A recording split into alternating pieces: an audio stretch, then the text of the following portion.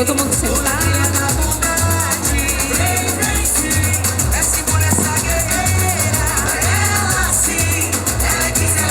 Bom,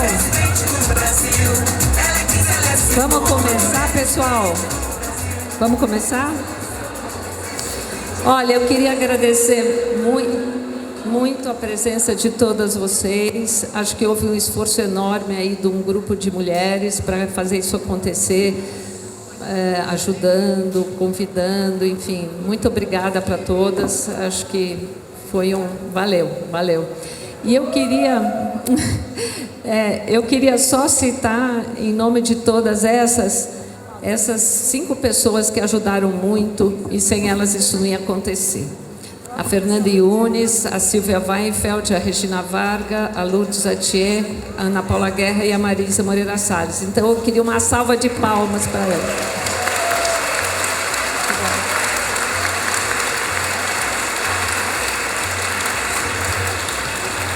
Bom, a nossa conversa vai ficar organizada da seguinte forma. A Simone vai falar aí, né, Simone, uns 10, 15 minutos, o tempo que você quiser, né? O tempo que você precisar. E aí a gente abre para perguntas. Muitas pessoas já enviaram as perguntas pelo WhatsApp. Então, nós já fizemos uma consolidação. A Lourdes Atier, que está ajudando muito aí. Obrigada, Lourdes. Então, a Helena vai começar com essas perguntas que já foram enviadas. E aí, está correndo aí uma cestinha com papel, com caneta, que vocês podem também fazer perguntas. E a Lourdes vai consolidar e vai enviando. Então é isso, gente. Boa conversa.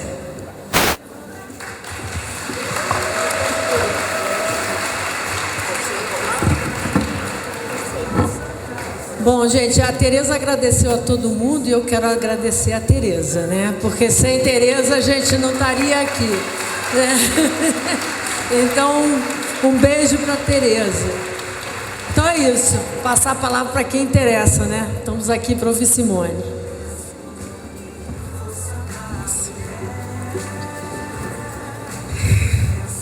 Não sei nem como começar. Estou muito emocionada de estar aqui. Quero, em nome da Tereza, da Marisa e da Helena, cumprimentar e dar um beijo no coração de cada uma de vocês. Dizer que não foi fácil chegar até aqui. Eu sou filha do interior do Brasil. Uma menina que, como todas vocês, tinha um sonho. Eu sou filha de um casal que me ensinou os verdadeiros valores morais, espirituais que eu tenho dentro de mim. O meu pai, 40 anos na vida pública, com uma vida ilibada, sempre respeitando o dinheiro público, servindo, e morreu na tribuna do Senado, defendendo os interesses do Brasil. A minha mãe, muito religiosa, ela sempre me ensinou 2 coisas que são os dois grandes tesouros na minha vida. Eu falo que as 2 heranças que eu deixo para as minhas filhas.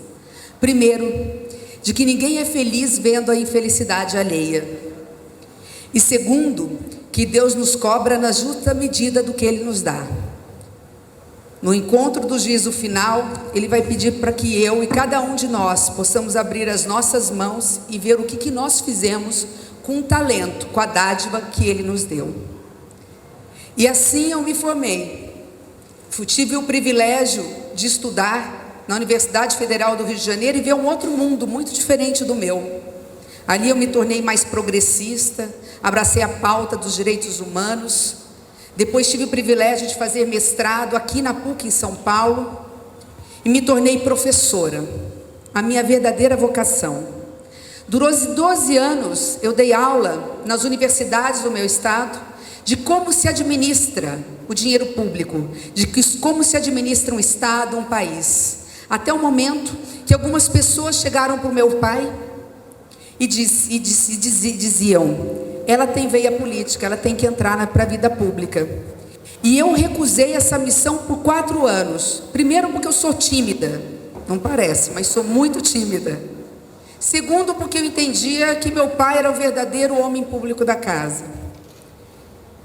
Mas acabei aceitando essa missão por ele. E hoje eu agradeço a Deus todos os dias, porque fui deputada estadual. E meu pai pediu para que eu fosse prefeita da minha cidade, fosse candidata, a primeira mulher prefeita da minha cidade natal. E ele disse para mim, ele já um pouco doente, eu não quero morrer sem antes voltar a ser prefeito da cidade em que nasci. E eu fui prefeita, reeleita prefeita. Depois, em função do nosso trabalho no município de Três Lagoas, onde pudemos levar muitas indústrias, gerar muito emprego para as pessoas, eu fui convidada para ser a primeira mulher vice-governadora do meu estado. E a partir daí, eu tive condições de ser candidata a senadora da República, e o resto da história vocês conhecem. Por que eu estou contando tudo isso para vocês? Às vezes a gente fala, eu falo, eu fui a primeira mulher prefeita da minha cidade natal, primeira mulher vice-governadora, senadora da República, agora candidata à presidência da República, como se fosse tudo muito fácil. E não é. A minha vida não é diferente da vida de cada um de vocês. Como mulheres, num país como o nosso, nós ainda somos minoria em tudo. Somos maioria da população brasileira, mas somos minoria em todo o resto. Mas tem algo que eu aprendi dentro da minha casa, ou já nasci com isso, eu não sei. Tem algo que não me falta, é coragem. Coragem é algo que é o sobrenome de cada mulher brasileira. Se é um sobrenome que nós temos em comum, esse sobrenome é coragem. Força nos falta todos os dias. São coisas distintas. Força nos falta todos os dias quando a gente precisa levantar da cama. A gente olha ali aquele casulo que é o nosso cobertor e fala, daqui eu não quero sair porque os problemas estão me esperando lá fora. Não é assim? Vem às vezes até uma angústia, né, Luísa? Vem uma angústia dentro do peito, a gente fala, daqui eu não vou sair. Mas sabe o que me faz sair da cama todos os dias? E porque eu sou candidata à presidência da República, o que me faz sair do meu casulo, do meu cobertor, é lembrar que nas ruas hoje nós temos 33 milhões de miseráveis no Brasil. Nós temos 10 milhões de desempregados. Nós temos quase metade da população brasileira com algum tipo de insuficiência alimentar. Ou almoçam e não jantam, ou comem pouco no almoço para sobrar na janta. O que me fez e me faz ser candidata à presidência da República é olhar nas esquinas e nas praças públicas dos grandes centros e ver barracas de lona abrigando famílias inteiras. Mães alimentando filhos e elas mesmas com fome, porque tiveram que dar um pouco de comer para o seu filho mais velho. Este não é o Brasil que nós queremos. O Brasil que nós mulheres queremos, e para quem queremos esse Brasil, vai ser contado agora, a partir de agora, por uma mulher candidata à presidência da República, representando cada uma de vocês. Eu vou estar lá, em cada debate, em cada palanque, dizendo o que nós mulheres queremos para os nossos filhos, para os nossos companheiros, para os nossos pais e para a nossa família. Um Brasil tão rico, que alimenta 800 milhões de pessoas no planeta Terra, não ter a capacidade de alimentar 5 milhões de crianças que vão dormir hoje com fome no Brasil. Este não é o Brasil que nós queremos.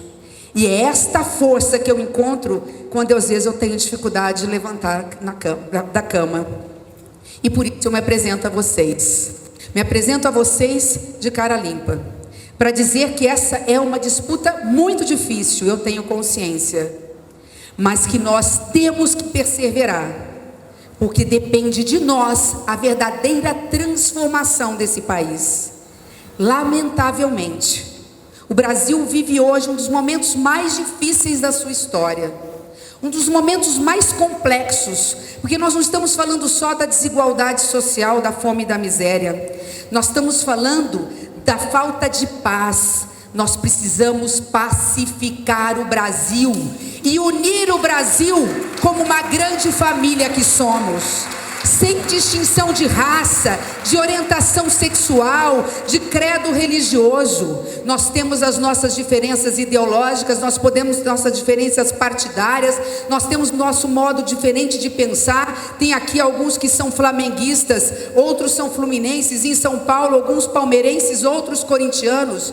Mas nós não temos a capacidade de nos finais de semana sentar numa mesa de comunhão com a família, porque estamos numa briga fratricida entre um personagem A e um personagem B.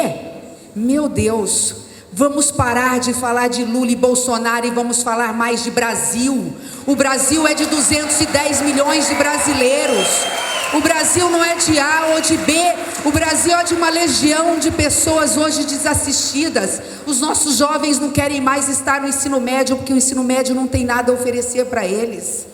Os nossos trabalhadores que tinham antes as mãos calejadas estão em forma de súplica, a pedido de um emprego, indo para a informalidade ou vivendo de bico.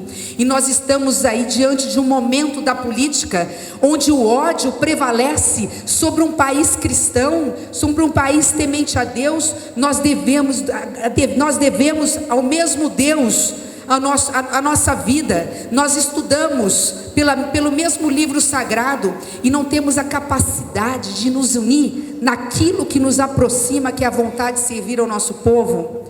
É por isso e dessa forma que eu me apresento a vocês, com toda a humildade de quem sabe que a responsabilidade é muito maior do que a minha capacidade.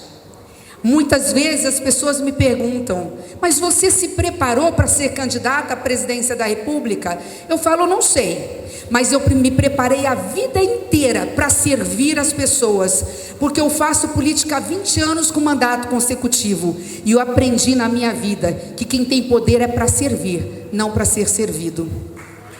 E aí eu disputei uma eleição para a presidência do Senado como a primeira mulher candidata à presidência do Senado em 198 anos de história, sabendo que ia perder, porque ali tinha um orçamento secreto do dinheiro público comprando consciências de parlamentares.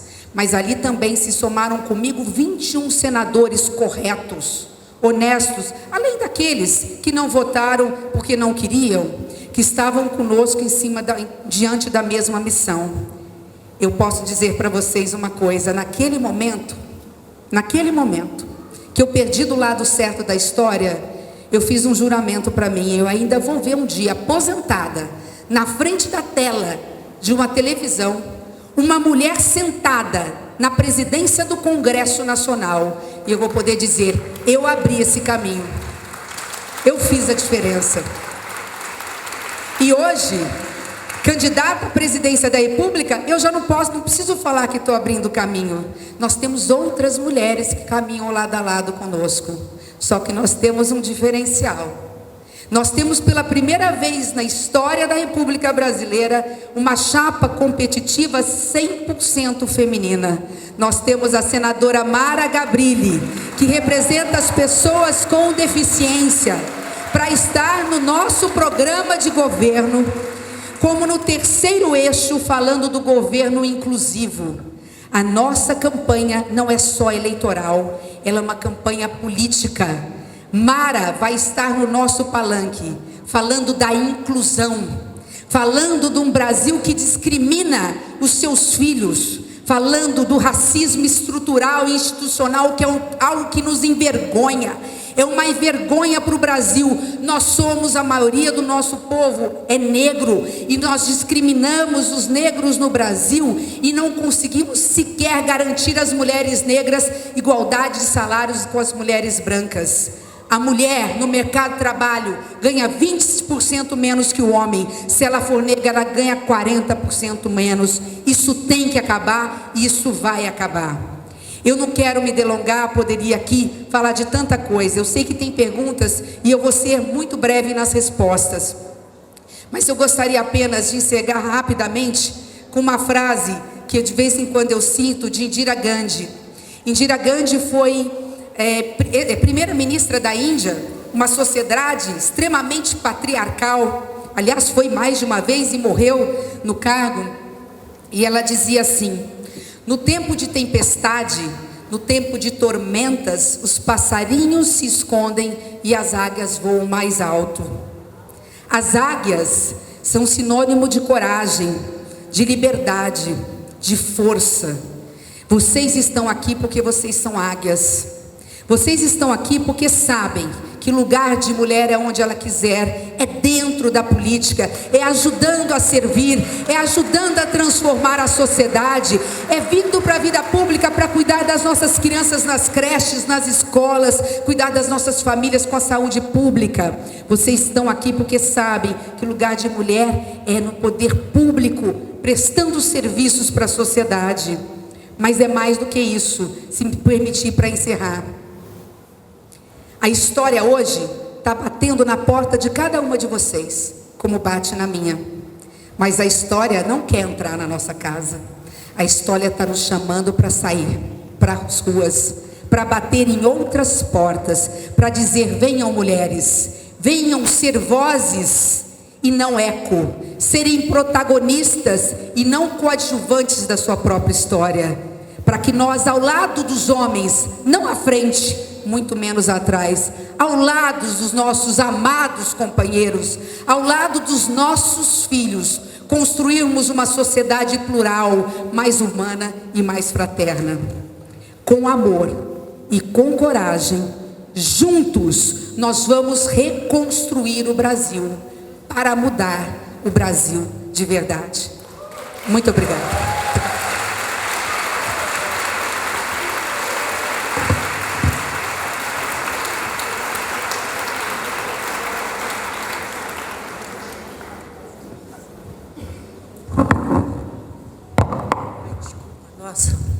Bom, como já foi adiantado aqui pela Tereza, a gente tem uma série de perguntas de assuntos dos mais variados. Então, eu embaralhei aqui para não ter uma ordem específica, mas eu fiz questão de começar, talvez, com a questão mais que toca o coração do nosso programa mais profundamente, que sempre tocou da Simone, a educação. Então, vamos começar por esse tema, que é um tema fundamental. Tem 3 perguntas aqui, você pode escolher como responder direto ou falando no programa. Primeiro, como a senhora pretende garantir a educação pública de qualidade como direito para todas as crianças e jovens no Brasil? Quais os planos para trazer de volta a juventude para a escola, incluindo-os nos cursos técnicos e universidade? E, por fim, sabemos que os anos iniciais do ensino fundamental são fundamentais. Sabemos que não é falta de dinheiro nem de formação de professores. Qual a sua opinião para a educação brasileira seguir apresentando? Qual a sua opinião para justificar que a educação brasileira siga apresentando resultados tão medíocres? O que pode fazer sobre isso? Que bom, começamos bem. Até como professora que sou, eu fui prefeita e sempre coloquei a educação como prioridade na política pública. Primeiro, educação é prioridade nacional a partir de 1º de janeiro de 2023. Pronto, se é prioridade nacional, pode faltar dinheiro para qualquer coisa, mas não vai faltar dinheiro para a educação. E eu vou dizer isso já dizendo que dinheiro tem. Nós aprovamos o novo Fundeb. Ele está fora do teto. Essa coisa do teto não pega a educação. Então, hoje, mesmo tendo dinheiro, não é tudo que a gente pode gastar porque bate no teto. Na educação pode.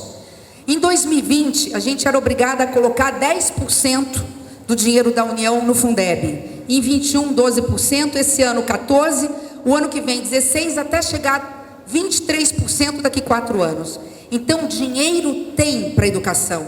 O que faltou no governo passado e falta nesse, é nós termos a União, através do MEC, coordenando a educação no Brasil.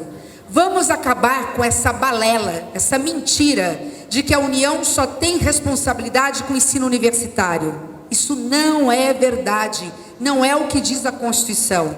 A União forma professores, é verdade, cuida do ensino universitário, é verdade, e lamentavelmente cuida mal. Nós precisamos melhorar a qualidade do ensino dos professores, não só no que ele vai ensinar, mas como ele vai ensinar. Nós vamos ter que cuidar dos nossos professores com carinho, com proteção, inclusive com a proteção psicológica.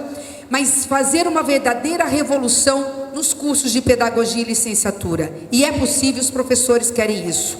Mas é mais que isso. Nós temos que ser parceiros do município e do estado. Ensino infantil, lugar de criança na escola. De 0 a 5 anos, tem que ter vaga nas creches, tem que ter vaga de 3 a 5, onde ele começa a iniciar com as primeiras letrinhas e depois, pulando para o ensino médio, aplicar o que nós já votamos, que é a reforma do ensino médio técnico. O que acontece hoje? Hoje nós temos uma boa formação no Fundamental 1, começa a falhar no Fundamental 2, não sei se vocês puxem na memória, como é que era aí para o 5º ano, acho que hoje é 6º que fala, que o 5º ano era parar de falar tia, chamar de professora, você pedia ajuda, copia no quadro, o jovem começa a se perder no Fundamental 2, por isso é que ele desiste e não vai para o ensino médio, porque ele tem vergonha, ele não conseguiu acompanhar e ele tem vergonha, porque ele não dá conta. O que nós temos que fazer é uma verdadeira proteção no ensino médio. Pagar R$2.000, isso está na lei, por cada aluno de cada escola que cumprir a reforma do ensino médio, aumentando a carga para escola em período integral, com conectividade à internet, um tablet por aluno no ensino médio técnico, que é o que diz a lei. Ele vai ter o português, a matemática, mas ele tem a autonomia de escolher o que ele quer estudar, porque ele já é adolescente, ele já sabe se ele vai ser um engenheiro mecânico ou ele vai ser médico, ele já sabe se ele vai querer ir para um curso profissionalizante ou ele vai querer ir para uma universidade. De uma forma geral, para não nos alongar, nós temos condições, com o dinheiro que está lá, não estamos inventando a roda, não vai precisar endividar o Brasil para isso, cuidar das nossas crianças nas creches, com a ajuda dos municípios ou ajudando os municípios e os governadores no ensino médio. Os nossos jovens hoje, que não estudam e não trabalham, estão sendo sequestrados pelo crime organizado, pela violência, pelas drogas, justamente por falta de educação. Então, de uma forma objetiva, educação vai ser, pela primeira vez na história, prioridade nacional. A secretaria que nós estamos criando, da criança e do adolescente, vai estar na nossa mesa, na minha mesa como presidente. E tudo que nós formos fazer, a primeira pergunta que eu vou fazer: Ministério da Saúde, o que você está apresentando que envolva criança e adolescente? Ministério da Assistência Social, onde entra criança e adolescente aí? Ministério da Educação, não preciso nem dizer, todos os ministérios que envolvam políticas públicas. E aí nós estamos criando um projeto que eu acho que pode ser que tenha uma pergunta, que eu já mencionei, que acho que fecha isso tudo, chama Mãe Brasileira. O que é esse projeto Mãe Brasileira? Qualquer jovem, qualquer mulher que engravidar, passa a ter a proteção integral do governo federal. Integral. Ela vai ter desde o primeiro dia, ela vai ter a assistência, a proteção, com o que a Organização Mundial de Saúde fala, que são os exames pré-natais, 6 exames pré-natais que a Organização Mundial de Saúde prevê. Ela vai ter o vale transporte para ir lá fazer os exames. Ela vai ter assistência psicológica, assistente social em parceria com o município, vai estar lá na casa, quando esse neném nascer, além do enxoval que o município costuma dar. Essa criança, até 1 ano, ela vai ser assistida na sua integralidade. Psicológico, saúde, educação, aos auxílios emergenciais, como a transferência de renda. Se nós transformarmos isso como uma política de Estado e não uma política de governo, e portanto passar a ser um direito de cada família brasileira, daqui 10 anos, imaginem todas as crianças que nasceram em 10 anos, totalmente assistidas e protegidas, nós teremos uma nova sociedade. Claro que correndo atrás do prejuízo agora, a gente garantindo emprego, renda para os trabalhadores, mas pegando lá na ponta, a mãe assistida, o bebê assistido, e isso é possível sem nenhuma mágica financeira. O dinheiro está aí, ele só está mal organizado, ele está mal distribuído. Parceria com municípios, estados e governo federal. Eu não vou nem adentrar na sociedade civil organizada, que é a primeira para levantar a mão e falar: eu quero participar disso. Mas isso a gente deixa para um outro momento e para uma outra hora.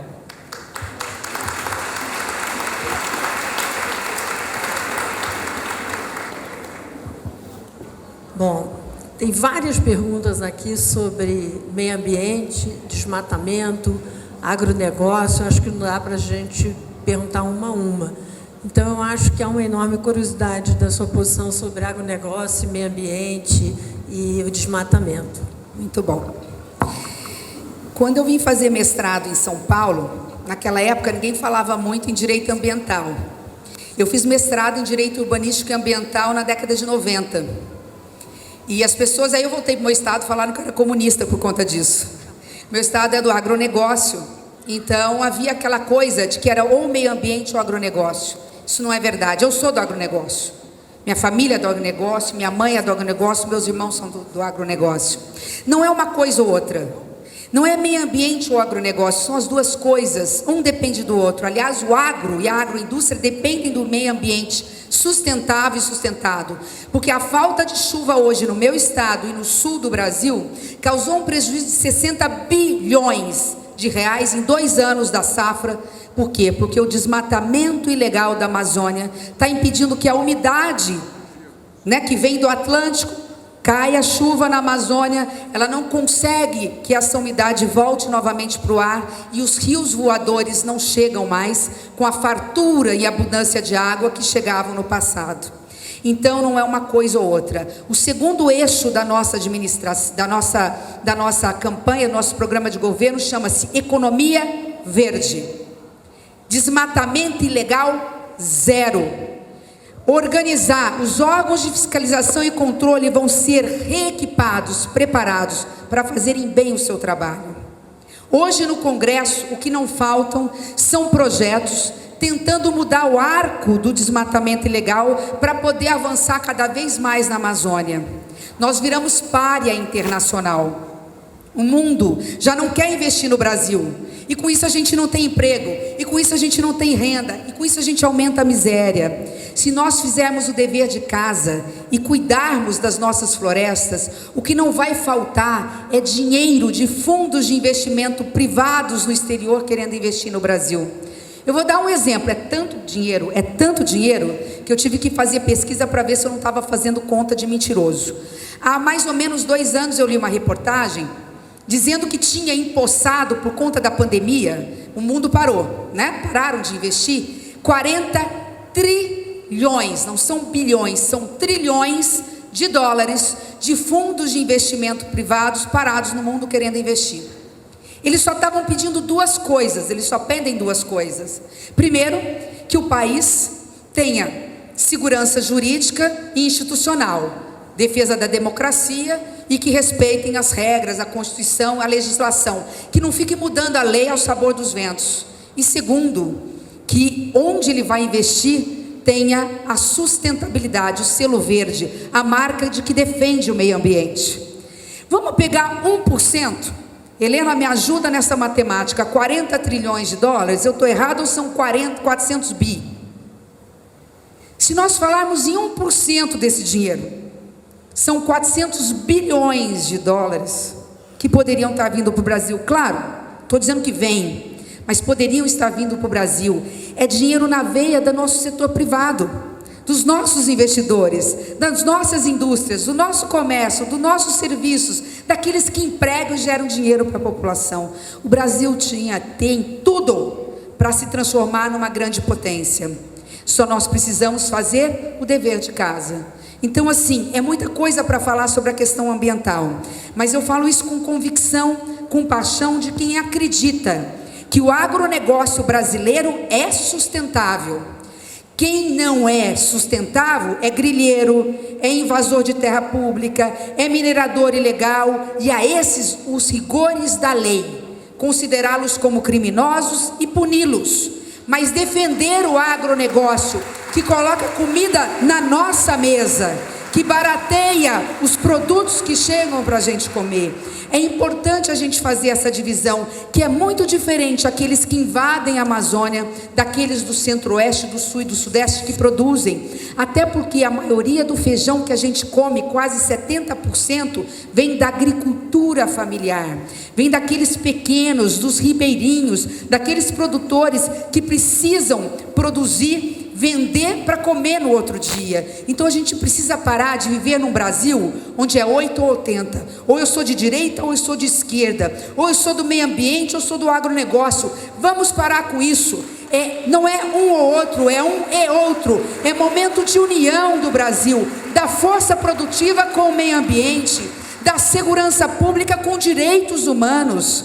Não é policial ou bandido, é o policial tendo a forma certa de abordar, prender e não matar. Isso tudo é possível fazer quando nós tivermos condições, com diálogo, com tolerância, com moderação, com equilíbrio, mas principalmente com a capacidade de dialogar incessantemente, fazer com que o Brasil volte a se enxergar como um único povo, que tem uma única língua, que tem diversas culturas, e essa é a nossa beleza, a nossa maior beleza. O que nós temos de mais precioso é a nossa diversidade, e a nossa maior tristeza, a nossa maior vergonha é a desigualdade social.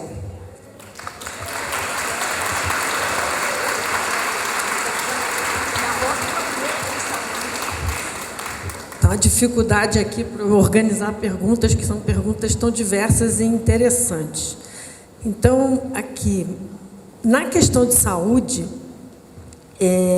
eu vou juntar a questão de saúde, violência doméstica, crianças e rede de saúde, porque há muita preocupação aqui com a violência doméstica, feminicídio, suicídios de menores, de idosos. Se há uma preocupação da sua parte, fazer uma terapia familiar no serviço público. E, junto com isso, são as crianças, em relação ao acesso à saúde, à educação e à diferença social. E para ir nessa direção também, se há no seu programa a intenção de recriar políticas, Secretaria de Política de Mulher, para mulheres, para que a gente possa ampliar as políticas protetivas contra mulheres. Quando eu assumi o Senado, nós da bancada feminina, que somos muito poucas, nós exigimos a criação, foi criado a Comissão de Combate à Violência contra a Mulher. E eu tive o privilégio de ser a primeira mulher a presidir esta comissão. Lamentavelmente, isso foi um choque para mim. Eu não esperava ter essa informação. Eu já sabia que, uma em cada 3 mulheres sofre ou sofrerá algum tipo de violência na sua vida. Eu mesmo já sofri violência política, eu já sofri assédio sexual. Graças a Deus nunca tive nenhum tipo de consequências maiores do que esta. Mas eu não esperava ter um dado muito triste, que é preciso compartilhar com vocês. Há um equívoco em dizer que a maioria da violência dentro de casa acontece com mulheres. A maioria da violência que acontece dentro das casas, 60%, acontecem com crianças de 0 a 12, 13 anos de idade. É duro falar isso aqui, olhando para vocês com o microfone, porque não tem como não ficar impactado. Eu falo isso toda vez, e toda vez eu me impacto com essa notícia. Então, quando a gente fala de combate à violência doméstica, a gente está colocando a criança, o adolescente e a mulher. Por isso que eu falei, a Secretaria Nacional da Criança e Adolescente vai ficar na minha mesa. A forma de proteger a mulher é cuidando dela desde pequenininha, desde o jovem. Então, assim, eu fui vice-governadora, nós levamos para Mato Grosso do Sul a primeira Casa da Mulher Brasileira. A primeira Casa da Mulher Brasileira está em Campo Grande, no meu estado. Eu, como vice-governadora, ela é a porta de entrada e de saída da mulher vítima de violência. Nós precisamos colocar essa Casa da Mulher Brasileira em todas as cidades Todas as capitais, desculpe, cidades acima de 500 mil habitantes. Menos que isso a gente não dá para fazer, não tem dinheiro. Mas a gente pode fazer isso de que forma? Ah, é muito dinheiro? Não. A gente vai colocar num único local a mulher delegada, que já existe, a defensora pública, que já existe, a promotora, que já existe, a juíza, que já existe, o serviço de assistência social, que já existe, a ambulância para levar, se houver necessidade, para fazer, né, um exame de corpo de delito, e um local onde ela fica com a família até a juíza, em 24 horas, dar um afastamento de corpos, uma medida protetiva, isolando, separando o agressor dessa família. Isso está já gestado, isso já é uma política pública, nós temos só que aperfeiçoar e colocar em todos os estados. Então sim, nós temos isso como, não tem como não ser prioridade também. Nós não estamos prometendo nada que não possa ser cumprido, porque isso já faz parte de políticas públicas e, como eu disse, é algo que os estados já possuem, mas eles não têm um grande centro para colocar todos no mesmo lugar. Eu sugiro a vocês, se quiserem, acessarem no Google, põe Casa da Mulher Brasileira. É muito interessante a forma. Inclusive, ela foi criada, a gente precisa dar voz a quem fez, a gente precisa reconhecer, foi criada no governo Dilma, de uma mulher presidente da República. E a gente precisa parar com essa mania de mudar nomes de programas só porque não foi você que fez, ou de não fazer justiça a quem iniciou um projeto. Então é preciso só dizer o seguinte: precisa melhorar, nós vamos melhorar. Como nós temos que melhorar a transferência de renda, como nós temos que melhorar o programa de Minha Casa Minha Vida, que hoje chama, não sei por que chama Minha Casa Verde e Amarela. Parar com essa bobagem, né? Tudo que é bom tem que ser melhorado, não pode ser interrompido porque não foi a gente que fez. Tem mais alguma coisa na pergunta?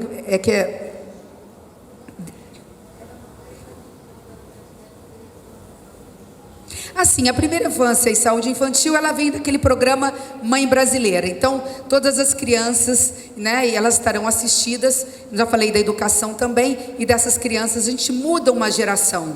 Espero que, se virar presidente da República, esse programa também, quando sair, ele dê continuidade, porque, como disse, em 10 anos você tem uma outra geração, protegida, bem alimentada, emocionalmente preparada, enfim, em todos os sentidos, né? E aqui, só para adiantar, que eu não sei se vai ter pergunta, eu acho que isso é uma coisa que precisa ser dita. Para que as coisas andem no Brasil, é preciso que o próximo presidente da República, ou a próxima presidente da República, assuma um compromisso primeiro.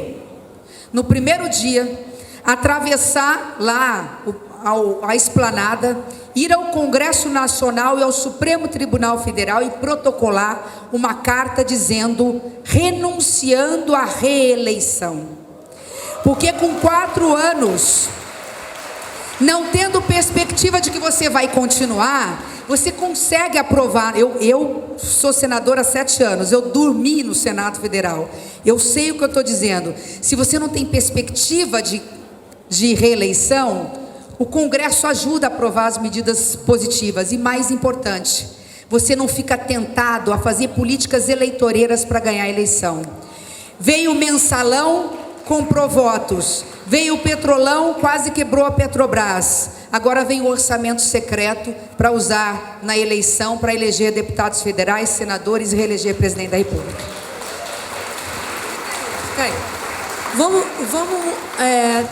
Ainda tem muitas perguntas sobre saúde, economia, mas vamos falar um pouco de política. Uma você já respondeu, que era o que você pensa de reeleição. Aí agora vem uma coisa mais específica para os seus últimos 8 anos. Como você pretende lidar com o Congresso Nacional? Sabemos que foram eleitos pelo povo, mas o jogo é duro. Como pretende governar sem ter apoio e ter apoio sem corrupção? Qual a sua visão sobre o Centrão? Bom, primeiro, diálogo. Segundo, o fim da reeleição. E fazer as medidas essenciais nos primeiros 6 meses. Eu comecei a minha vida como deputada estadual e estou há 7 anos no Congresso Nacional, então eu conheço como é que as coisas funcionam. O Congresso Nacional só tem um medo, o político só tem um medo da força popular. O prefeito ético, um governador ético, um presidente da República honesto, que tem a força popular, faz qualquer coisa dentro do Congresso Nacional. Ninguém enfrenta um presidente que tem popularidade. Onde é que o presidente escorrega na casca de banana? Quando ele pega um esquema de corrupção. Porque aí ele fica refém do Congresso Nacional, refém do Centrão, refém do presidente da Câmara que fala, eu vou te empichar, eu vou abrir o processo de impeachment. Quem não deve, não teme. Então, se você tem o fim da reeleição, se você faz a reforma tributária, que é a nossa vacina econômica, porque a reforma tributária bem feita, ela faz com que o setor produtivo, setor de serviços, comércio, indústria, agroindústria, agronegócio, dupliquem a geração de empregos, porque ela vai pagar menos tributos, ela vai organizar as suas finanças, e com isso ela vai investir no Brasil, gerar emprego e renda, e a economia começa a crescer, uma economia equilibrada, um governo sério, onde o Centrão não tem onde pegar, ele não tem como ir contra projetos relevantes de interesse nacional, e as coisas acontecem. Que bom que eu respondi antes a questão da reeleição, porque assim linka, porque são as duas coisas que precisam ser feitas. O presidente da República que não prometer e não entregar um documento oficial registrado que vai acabar com a própria reeleição, ele não governa o Brasil. Ele vai ficar na mão do Centrão, porque ele vai ficar eternamente tendo que discutir projetos, porque todo mundo que está lá quer um espaçozinho do poder, e aqueles partidos que não ganharam a eleição não querem que aquele que ganhou se saia bem, não estou generalizando, eu estou só aqui de forma exemplificativa, se saia bem, porque tem expectativa de poder nos próximos 4 anos. Não é fácil, mas é preciso. Hoje eu fiz uma brincadeira com um jornalista, eu não sei se eu posso dizer aqui se está sendo filmado, mas enfim, da CNN. Ele me fez a pergunta mais ou menos parecida. Como é que eu faria com o orçamento secreto? Como é que você vai governar se o orçamento secreto, metade do orçamento aí está tudo na mão desse povo? Aí ele estava com uma caneta normal, uma caneta... Eu falei assim, vamos fazer o seguinte, você vai guardar essa caneta. Quando eu ganhar a eleição, dia 1º de janeiro, você vai me dar essa caneta. E eu vou, com uma única caneta, baixar uma portaria determinando que todos os ministérios deem transparência absoluta de todos os gastos públicos no Brasil. Transparência é obrigação, está na Constituição. Princípio da transparência, da publicidade. Na hora que fizer isso, nós vamos ver, e os próprios senadores e deputados vão falar assim, fulano me enganou. Me deu 10 milhões de orçamento secreto, ele levou 100. Ele levou 150, levou 300, porque eu estou falando os valores, eu não estou chutando não.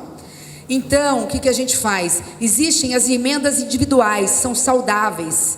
Elas são muito boas, porque é uma forma do parlamentar levar lá para o seu município 50% dessas emendas individuais, o valor é pequeno. São 15 milhões por ano, que um deputado federal de São Paulo, um senador de São Paulo tem para jogar. Metade, normalmente são para santas casas, para os hospitais filantrópicos, é para a saúde. E a outra metade vai para a educação, para as obras de infraestrutura. É uma forma de compartilhar, a democracia é isso.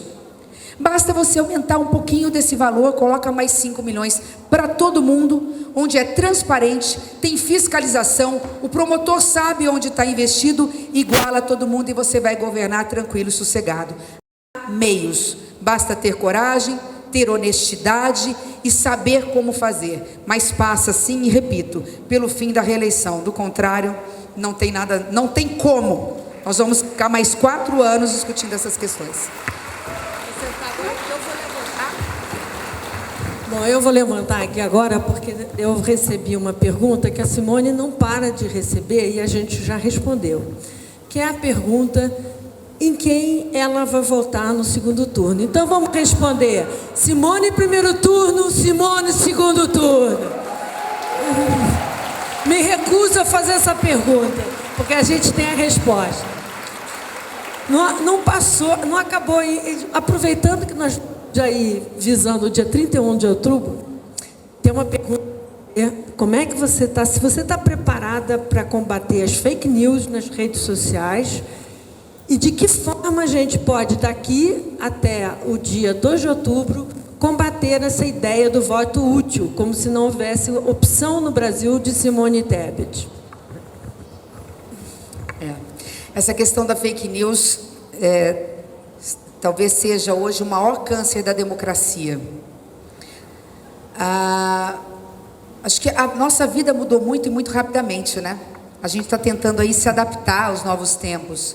Eu sou da época, e foi isso inclusive que eu falei do segundo turno, do meu palanque democrático, que eu só precisava de um caixote e um microfone na mão. Eu sou dessa época de fazer política. Eu fazia política em cima de um palanque, a gente tinha shows, mícios, e a gente falava para multidões de 50 mil, 60 mil, 70 mil pessoas. E a gente falava disso, de democracias, de programa, olhando no olho. Porque é isso, não adianta que eu ficar falando se vocês não encontrarem em mim a verdade. Tanto que eu falo o seguinte: Helena, o que eu não acredito eu não vou falar, eu não vou fazer. Porque as pessoas vão olhar no meu olho e vão falar assim: não tem nada, eu não acredito no que ela está falando, porque não vai sair. Nós mulheres, quando fazemos política, nós somos coração, a gente fala, né, com as mãos, a gente fala com emoção. E eu sou dessa época, e de repente, muito rapidamente, eu não fui candidata há 3 anos atrás, eu estou há 7 anos senadora, e de repente eu me vi diante de uma nova forma de fazer política. Como fazer política no mundo de fake news, o que é pior, no mundo onde se fabrica um candidato. Porque se fabrica, você pega um bom publicitário, coloca a pessoa na tela frente de uma câmera e fala: você vai dizer isso, você vai usar tal roupa, você vai usar tal maquiagem. Eu falei para eles: pelo amor de Deus, deixa eu ser o que eu sou. Já não gostei da primeira foto, falei: vocês tira essa foto de Barbie que não tem nada a ver comigo. Já mudamos a foto, hoje não está aqui, eu não tinha gostado da primeira. Falei: gente, então plastificada, não sou aquilo. Por quê? Porque na realidade, hoje a democracia se faz assim, ó, numa tela. Você não tem o contato, você não tem... E aí fica muito fácil as pessoas acreditarem naquilo que é vendido, nas fake news. A gente tem que combater fake news com coragem e com verdade. Não é tarefa fácil. O Senado e o Congresso vai ter que se debruçar sobre esse assunto, mas a regra é básica. A liberdade de expressão ela é absoluta enquanto direito, está na Constituição. Eu sou contra regular a imprensa, sou contra cortar o direito de fala das pessoas. As pessoas têm o direito de falar aquilo que querem, aquilo que pensam, fazerem as críticas construtivas. A resposta está no Código Civil, a resposta está na Constituição. O meu direito termina onde começa o do outro. O que eu não posso fazer na vida real, eu não posso fazer no mundo virtual. Se alguém te denunciar, te caluniar, falar que você cometeu um crime contra a honra, te difamar, te injuriar, na vida real, é responsabilizado. Nas redes sociais tem que ser também. Fora isso, não dizendo: a Simone cometeu tal crime, isso e não é verdade, portanto eu tenho direito a acionar. Fora isso, o ambiente da internet é um ambiente democrático. Nós só vamos ter que saber combater fake news dentro das escolas, com campanhas publicitárias de manhã, de tarde, de noite, com a ajuda da imprensa. Não precisa nem pagar a imprensa por isso. A imprensa hoje é a principal interessada, junto com o TSE, neste combate. E como tudo na vida é uma transição, eu acho que nós estamos no meio do caminho. Nós estamos passando pelo pior momento. A tendência é, depois disso, a gente começar a entender e saber conviver com fake news. Muita gente já está sabendo que tem lá um canal para olhar, para saber o que é fato, o que é fake. Se combate dessa forma. E aí você fez uma outra pergunta, eu acho, Helena, era fake news se você tem medo do ambiente de violência nas eleições e como a gente faz nossa campanha contra o voto útil, no sentido de que... do voto útil, Não, eu não tenho medo. Eu não tenho medo da violência para mim. Eu estou preparada, eu estou emocionalmente preparada para cumprir uma missão pelo Brasil. Eu estou pronta para estar exposta em todos os sentidos, inclusive fake news, qualquer coisa que possa acontecer. Eu só não estou pronta para perder o meu direito de liberdade de viver numa democracia, e só não estou pronta para ser omissa diante de tanta miséria, de tantos retrocessos. Então, é só isso. Eu faço uma única oração. Eu só faço uma oração quando eu acordo de manhã. A minha oração normalmente é mais longa na hora que eu vou dormir. De manhã, naquela pressa, eu peço desculpa a Deus por isso, mas é assim, na pressa da manhã eu só faço uma oração. Eu peço a Deus que segure a minha mão. E aí, eu sigo, porque eu acho que Ele vai estar ali não só me protegendo, mas permitindo que eu sempre faça o meu melhor. Em relação ao voto útil, é interessante, 70% da população brasileira não sabe que eu sou candidata. Só que não é porque não me conhecem, menos que isso não me conhecem, Na hora que a gente começar com rede social e televisão, a pessoa fala assim: ah, é aquela que presidiu a CCJ? É aquela que foi candidata à presidência do Senado? É aquela que deu a cara para bater? É aquela que ajudou a colocar a vacina no braço da população brasileira? É aquela que enfrentou o governo, enfrentou o líder do governo e denunciou o maior esquema de compra de vacinas, porque queriam pagar antecipadamente 45 milhões de dólares, 200 milhões de reais, para ser depositado no paraíso fiscal por uma vacina que nós nem conhecemos, nem chegou, chamada Covaxin. E foi um estudo meu, de 2 processos desse tamanho, passando ali 24 horas estudando, que descobriu aquela nota fiscal totalmente falsa. Então, quando isso vier a público, grande parte da população brasileira vai se identificar: ah, essa daí é a mulher da CPI, é a mulher... E aí, vai votar ou não vai votar? E aí eu peço aqui, vou aproveitar e vender meu peixe, né? Vou pedir para vocês, lá, claro, que aproveitem o prestígio de vocês das redes sociais, me apresentem ao Brasil, me apresentem aos seus amigos, às suas amigas, que façam um corpo a corpo, né? Que possam multiplicar esse voto, para que a gente possa chegar lá. Eu soube que tem uma turma de Paraisópolis aí? Tem. Fui tão bem recebida. Nossa, Nossa, foram muito generosos. Tem um trabalho maravilhoso. E a gente também tem um trabalho maravilhoso que Helena depois pode explicar para vocês, de construção de habitação. Não só o programa Minha Casa Minha Vida, da faixa 1, mas o aluguel social, o mutirão, comprar espaços, inclusive de casas muitas vezes abandonadas ou que estão aí com pendências tributárias, para a gente colocar famílias. Então temos um projeto muito bonito, fazendo coro aí a todo o trabalho. Paraisópolis, junto com outras comunidades, foram fundamentais na Covid, não só, né, para ajudar com máscaras, mas também com alimentação. Todo o meu carinho, minha homenagem a vocês, mulheres guerreiras das comunidades. E essa turma toda que está aqui, está aqui por vocês, porque ninguém vai ficar para trás. No Brasil ninguém pode ficar para trás, é todo mundo andando junto. É assim que a gente constrói um país. Eu só queria fazer um aviso, que até as 23 horas e 59 minutos de hoje, a gente está proibido de pedir voto, mas às 0 hora, 1 minuto, todo mundo liberado para fazer campanha. Mas até lá, é só apresentação da nossa Simone. Paraisópolis, inclusive, faz uma pergunta sobre como você pretende estimular o empreendedorismo feminino. Muito bom. A pandemia mostrou que as mulheres foram as que primeiro perderam o emprego. E para ficarem nos empregos foram as que tiveram salários mais achatados. Isso não se deve ao fato de que a mulher não esteja tão qualificada como o homem. Porque a mulher tão qualificada como o homem, no mesmo ambiente de trabalho, ela recebe até 20% menos, se for negra até 40% menos. A bancada feminina, sobre a minha liderança no Senado, a gente conseguiu avançar com esse projeto no Senado, igualando o salário de homens e mulheres com a mesma escolaridade, a mesma capacidade, na mesma função. Está parado na Câmara. Se eu for eleita presidente da República, eu vou pessoalmente falar com o presidente da Câmara: tire da gaveta e aprove esse projeto, que é o verdadeiro projeto social.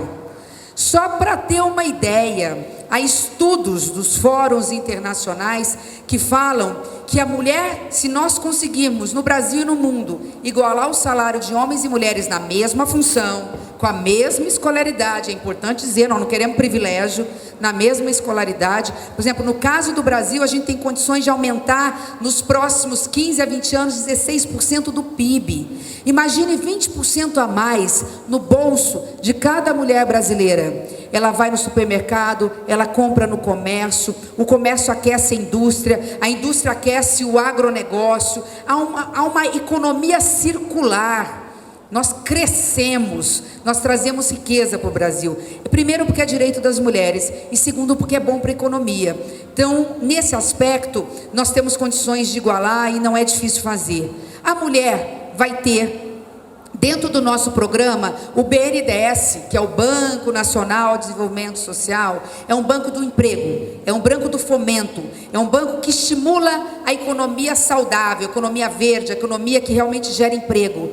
Nós vamos ter uma linha de financiamento, não estamos inventando a roda nem aumentando o dinheiro. Parece que a gente está prometendo tanta coisa que de onde vai tirar o dinheiro, não. É do dinheiro que já existe, nós vamos ter um recurso específico para o empreendedorismo feminino. E quem é que vai fazer isso? Nossos parceiros da iniciativa privada, o comerciante, o prestador de serviço, o empresário, a agroindústria, porque eles querem qualificar as mulheres. Às vezes eles só não têm o dinheiro. Então nós vamos colocar o Sistema S, o Instituto Técnico Federal, para qualificar essas mulheres, seja para o mercado de trabalho, seja para o empreendedorismo, para ela abrir a sua portinha, para ela ser eficiente lá no seu salão de beleza que ela quer abrir, ou na sua lojinha para vender o produto que ela mesma faz na sua cozinha.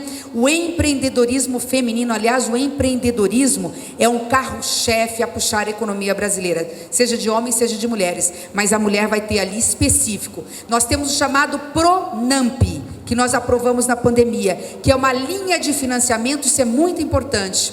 O que acontece com a mulher que quer empreender? Ela faz o curso, ela se qualifica no melhor Sistema S lá, ela vira a melhor boleira, né, que faz bolos do Brasil. Aí ela fala, bom, agora eu estou tendo tanta demanda que eu não dou conta mais de fazer bolo dentro da minha casa, eu quero abrir uma portinha. Aí ela precisa ir no banco e precisa de um dinheirinho para abrir. O banco pergunta assim, você tem avalista? Você tem alguém que possa garantir o crédito? Não tem. Existe um programa chamado PRONAMP, tem 50 bilhões que nós colocamos esse ano lá. O PRONAMP com uma linha de financiamento para a mulher empreendedora. O que é isso? Mas o que adianta? Tem o dinheiro, mas e o aval? Quem é avalista desse dinheiro? Sabe quem é? A União. O verdadeiro avalista, o que garante o fundo garantidor é da União. Então a União diz para aquele pequeno e micro, para aquele pequenininho, para a mulher empreendedora, você quer empreender? Deixa eu ver aqui, você tem condições? Toma aqui o dinheiro. Ah, mas eu não tenho casa, eu não tenho nada para dar em garantia. Não tem problema. A garantia para o banco é a União. A garantia lá para qualquer banco privado, não vou citar para fazer propaganda, e os bancos privados querem emprestar hoje para a mulher empreendedora, ou para essas mulheres aprovadas, porque o maior avalista é o governo federal. Então é a União sendo avalista das mulheres empreendedoras e dos homens, do micro e do pequeno. Eu acho que esse é um dado que vocês podem ficar aí no radar, porque já existe. Nós aprovamos e já é lei.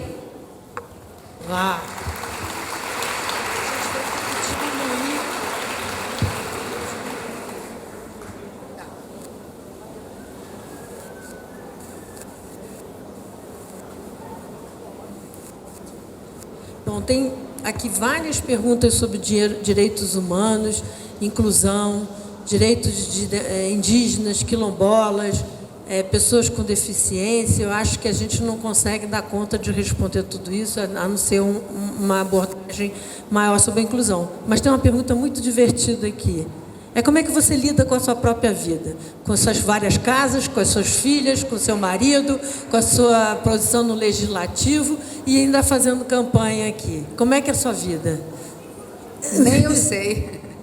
Não, mas isso eu faço. Eu tenho que dormir 7 horas por noite. Se eu não dormir 7 horas por noite, eu não sou ninguém. Mas em compensação, eu ligo o dedo na tomada às 6, 7 horas da manhã e estou pronta e não paro nem para comer, nem para tomar banho se precisar. Eu tenho energia em abundância, eu só preciso dormir 7 horas por noite. Se eu dormir menos de 7 horas, outro dia eu acordo mal-humorada. O Japa falou que agora na campanha só pode ser 6, mas eu estou negociando com ele que eu preciso das 7. Nem que eu fique sem almoçar ou sem tomar banho, mas às 7 horas eu preciso. As pessoas têm um pouquinho de curiosidade. Eu acho assim, a minha verdadeira vocação é ser mãe. Eu acho que a partir do momento que eu tenho 3 grandes momentos na minha vida, falando um pouquinho rapidamente, que transformaram a minha vida. Porque na minha casa nunca faltou pão, mas também nunca faltou fome de justiça. Isso eu aprendi com os meus pais. Mas é claro, né? Numa casa onde você tem tudo, você não tem uma visão, você não sente na pele a dor alheia. Acho que tem 3 momentos que transformaram a minha vida. Primeiro, quando eu virei professora. O bom professor, se ele não se doa, se ele não se entrega, né, ele não consegue ser um professor. E as pessoas falam até hoje que eu sou melhor professora do que política. Todos os meus ex-alunos falam isso, que eu sou melhor professora porque eu me doei. Eu acho que eu me tornei um ser menos egoísta como professora. Eu devo isso. O meu altruísmo não nasceu comigo, ele veio de uma construção e ele veio dentro de sala de aula. Maior orgulho dizer que tem juízes, promotores, desembargadores que foram meus alunos. Eu brilho quando eu vejo um aluno muito melhor me dando aula. Então, este é um primeiro momento. O segundo começou antes. O segundo momento foi a maternidade. A maternidade me ligou com cada Maria, com cada Joana mães no Brasil. Porque a dor que a gente sente de um filho com fome, eu amamentei durante um ano, e às vezes eu tinha que correr, voltar para casa para amamentar, e eu via minha filha chorando, porque às vezes ficou 10 minutinhos sem mamar, e tal. Essa dor da fome de um filho, essa dor eu sei o que é. Então assim, eu me tornei uma pessoa mais voltada para a agenda social no Brasil com a maternidade.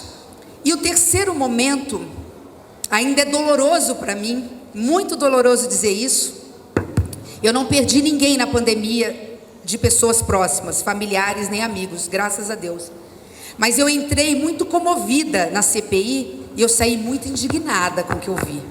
Eu venho num propósito de não falar mal de ninguém, mas eu não tenho como não dizer, e nós temos que fazer um reconhecimento ao governador João Dória também por isso, é preciso fazer esse reconhecimento. E nós temos que reconhecer que foi o governo de São Paulo e foi a CPI que colocou mais rapidamente vacina no braço do povo brasileiro. Eu vou deixar só aqui uma pergunta no ar. Quantas pessoas que vocês conhecem faleceram, faltando 15 dias, 20 dias ou 30 dias para tomar vacina? Pois eu digo para vocês, especialmente aos 40, 50 anos de idade, que foi a faixa ali do pico, pois eu digo para vocês, eu falo por convicção, eu falo e defendo isso onde for. A Pfizer, que é um dos maiores laboratórios do Brasil, ofereceu para o Brasil ser o primeiro a vacinar no mundo, e nós poderíamos ter começado a vacinar 45 dias antes. Então assim, não tem como isso não ter me impactado. Não tem como eu não dizer que este é um governo que nega a ciência, negou a vacina e é indiferente à dor das pessoas. Como eu disse, eu não estou aqui para falar de nenhum dos dois, mas eu não posso deixar de dizer isso, porque isso mudou a minha vida. Foram 3 momentos muito fortes da minha vida e a CPI, a pandemia, foi um deles.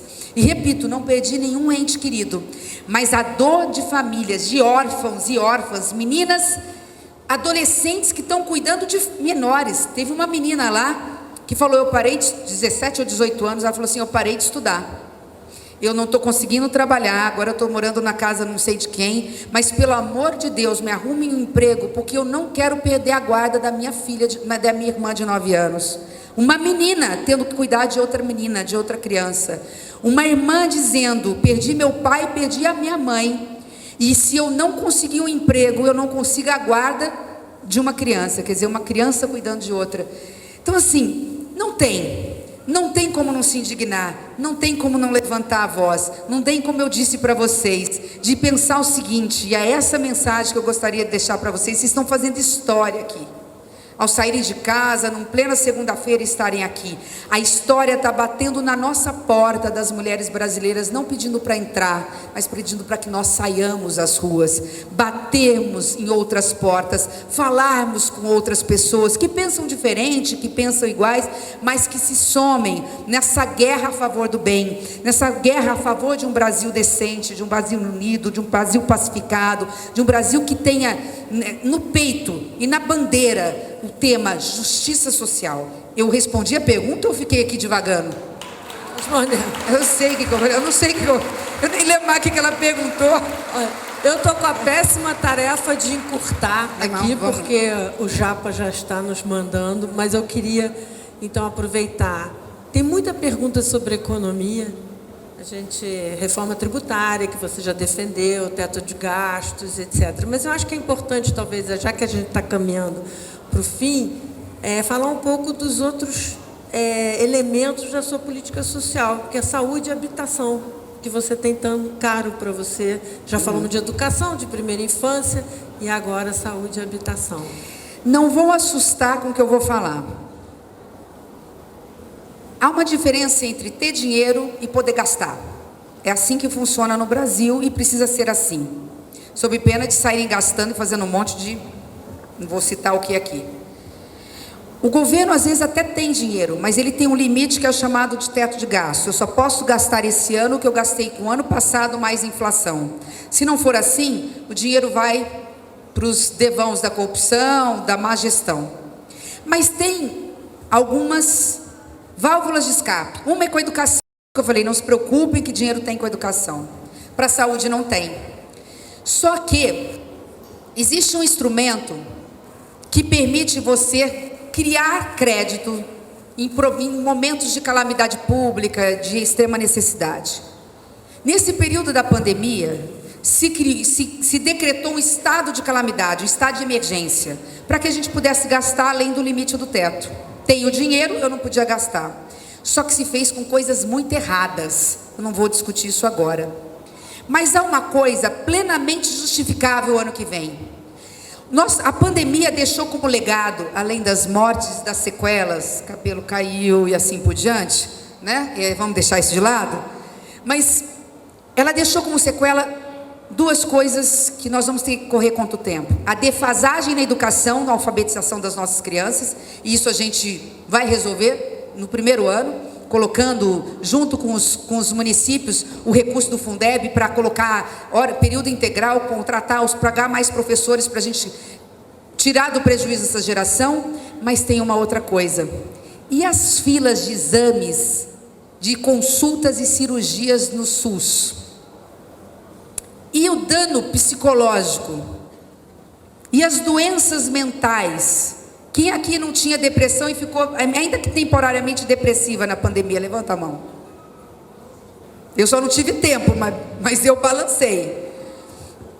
Então veja, nós fizemos um compromisso, além de aumentar o dinheiro da União para o repasse do SUS, que lá no passado era 60%, agora é 45%, a gente já tem que começar com 50% de novo ano que vem. A gente pode perfeitamente, sem abalar a bolsa, sem fazer o dólar subir, sem criar uma instabilidade, porque eu sou a favor do teto de gasto, eu sou a favor da responsabilidade fiscal, sob pena da gente fazer bagunça. É possível a gente assumir um compromisso de zerar a fila de exames, consultas e cirurgias que ficaram pendentes da pandemia em 2 anos. Como? Criando um crédito extraordinário, estabelecendo fundo a fundo com os municípios e os estados. À medida em que eles foram zerando as filas, a gente vai colocando mais dinheiro. Com os hospitais filantrópicos, com as santas casas. Por quê? Quantas pessoas deixaram de fazer mamografia nesses anos? Exame de próstata, né? Fazerem exame lá, estão sentindo, sei lá, um tumor qualquer e não foram verificar, ou as filas estão intermináveis.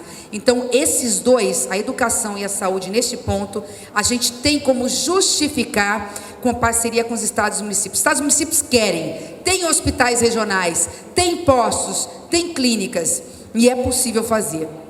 E por fim, em relação a isso, é muito importante, a gente vai dividir o Brasil em regiões, não vamos falar se são 300 ou se são 400, ao longo dos 4 anos, não dá para fazer de uma vez só, ao longo dos 4 anos, estarmos juntos os hospitais regionais, financiando esses hospitais gradativamente. Tem que deixar muito claro, porque eu não vou cometer estelionato eleitoral de prometer o que não vai cumprir. Gradativamente aumentar um pouco a tabela do SUS, que está defasada. E estando defasada, o médico não quer atender, o hospital não quer atender, o cirurgião não faz a cirurgia. E as santas casas ficam dependendo de ajuda da iniciativa privada. É gradativo. Ano a ano, a gente vai atualizando para que a gente possa, nos 4 anos, chegar a uma zona de conforto. Bom, eu vou fazer uma última pergunta. Primeiro, pedir desculpas às perguntas que eu não pude fazer, porque são inúmeras. Eu tive que escolher os temas. Uma última pergunta, um pouco da sua visão sobre o papel da cultura e leis de incentivos para esse país. Ritatã. Nós assumimos... Bom, primeiro vamos parar com essa hipocrisia de que o problema do Brasil é criar ministérios. O Brasil não é criar ministério, a estrutura está lá. Pagar um ministro a mais não faz a diferença. Faria se você tivesse que pagar o ministro e toda a estrutura da máquina. Essa que é a questão.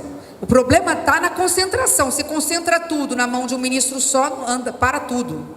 Então nós vamos criar ou recriar o Ministério do Planejamento e Orçamento. Se você, igual dona de casa, nós somos dona de casa, se você não planeja, o orçamento faz assim. Quando você vê, você esqueceu de comprar arroz e feijão dentro de casa e gastou com sapato, porque mulher é danada para gostar de sapato. Não é assim? Então, planejamento e orçamento. Nós temos que ter um Ministério do Planejamento e Orçamento sob pena do Congresso sequestrar o orçamento com tal do orçamento secreto. O outro ministério que nós vamos recriar, é o Ministério Nacional de Segurança Pública.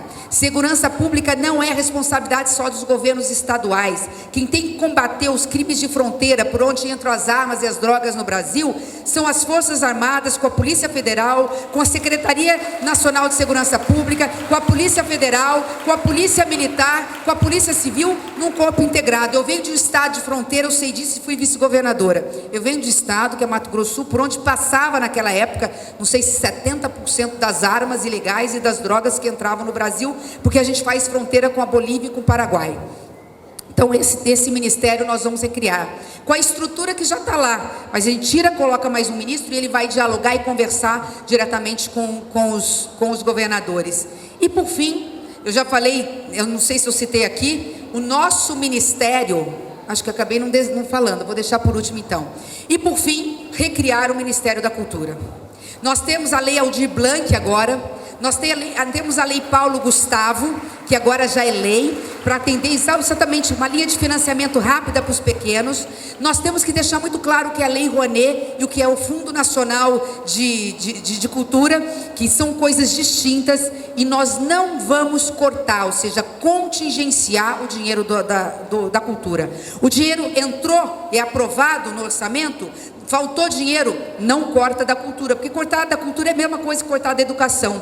Cortar da cultura é cortar da nossa história. Cortar da cultura é fazer o povo não ter a capacidade de conhecer o seu passado. Quem não conhece o seu passado não consegue projetar bem o seu futuro. Eu deixei por último, já agradecendo imensamente a oportunidade de estar aqui. Eu posso... eu deixei por último, não vou fazer discurso, não posso pedir voto, nem isso eu posso. Não vou falar assim, poxa, ela é arrogante, nem pediu voto. É que eu só posso pedir voto à meia-noite, a partir de amanhã, tá? Então, não posso pedir o voto. Eu peço apenas que vocês multipliquem este apoio. Mas eu deixei por último o seguinte: primeiro anúncio que eu fiz como candidata à presidência da República, dizer que nós estamos fazendo história, porque é a primeira vez que um grande partido como o MDB, junto com o PSDB, o Cidadania e o Podemos, coloca uma mulher candidata à presidência da República com uma outra mulher, inclusive que representa a inclusão, que a gente acabou não falando, mas a Mara vai ter oportunidade de falar para vocês. Então, o primeiro compromisso, e já me despedindo aqui de vocês, pedindo a Deus que nos protejam na nossa caminhada, primeiro compromisso que eu disse foi o seguinte: o nosso ministério vai ser paritário, 50% de ministros homens, 50% de ministros mulheres, e nós vamos ter negros nos altos escalões da República Brasileira. Ministério entre homens e mulheres igualitários, para mostrar que nós mulheres não queremos andar na frente dos homens, nós precisamos de mais de vocês do nosso lado. Nós amamos vocês, nós amamos nossos filhos, nós amamos nossos pais, mas nós estamos cansadas de andar atrás. Nós queremos caminhar lado a lado e construir juntos o país dos nossos sonhos. Muito obrigada, fiquem com Deus, até a próxima. Bom, nada mais a dizer, a não ser que vários homens estão na caminhada com a gente. Vários homens. Mulher vota em mulher, mas homem vota em mulher também. Agradecer o Cândido Bracher, tem sido incansável. Agradecer ao governador Germano Rigoto. E cadê o nosso homem? Cadê o nosso homem? Olha, tá aqui. Primeiro, só queria dizer que está cheio de adesivos lá embaixo para vocês levarem. E que temos sim, a gente tem uma missão, sai daqui com a missão de tornar a Simone mais conhecida. Porque quem a conhece, vota.